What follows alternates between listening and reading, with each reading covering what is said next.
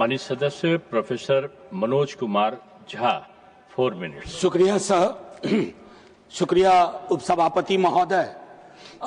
मैं जानता हूं वक्त साथ नहीं दे रहा है, फिर भी इसी वक्त में अपनी बात रखूंगा। मैं पहले भी सदन में कह चुका हूं माननीय उपसभापति महोदय कि there is a fundamental difference between legislative majority and moral majority. ये सरकार लेजिस्लेटिव मेजॉरिटी को तो मानती है, बिल्स लाती है, मॉरल मेजॉरिटी को लेकर के इनकी सोच मैंने कई सारे बिल्स में देखे हैं।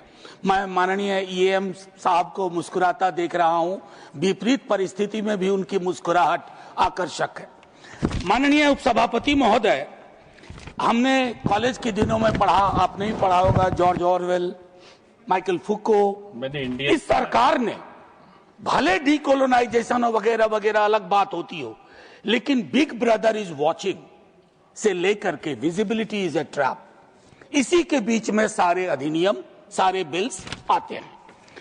माननीय उपसभापति महोदय, आज मैं इस सदन के अंदर एक कन्फेशन के साथ, हम में से कई लोग ट्रांसजेंडर कम्युनिटी के लेकर के अपने पूर्वाग्रहों से ग्रसित हैं।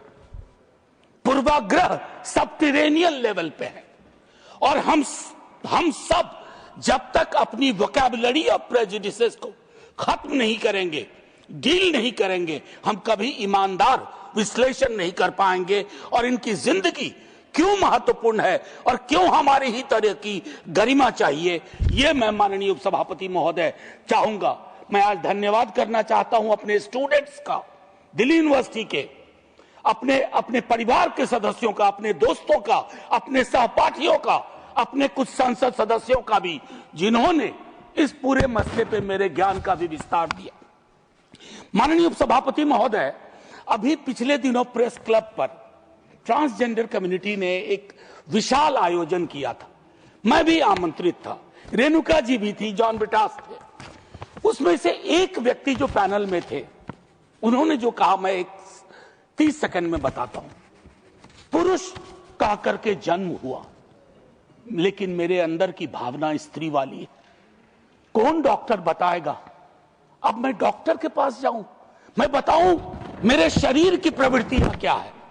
सर, ये मैं समझता हूं कि पहचान जो स्वयं तय करने की चीज है, जो हमारे सभी पूर्ववर्ती वक्ताओं ने बताया, सर उसको वहीं रहने दिया जाए, उसके साथ छेड़छाड़ उचित नहीं है।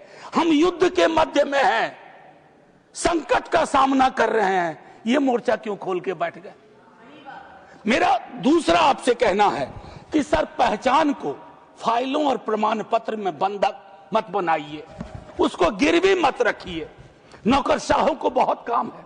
मेरे कई मित्र डीएम हैं, असमय में बीपी और शुगर के मरीज हो जाते हैं, क्योंकि वीजी राम जी से लेकर के जितनी योजनाएं हैं उसके क्रियान्वयन में वो डीएम साहब है। एक और काम पकड़ा रहे हैं आप। हाँ, माननीय उपसभापति महोदय, पता नहीं आपको क्या गुरेज है, क्या परेशानी है राइट बेस्ड अप्रोच से। हर कानून में देखता हूं कि अधिकार सम्मत भावनाओं को आप खत्म करने की चेष्टा करते हैं।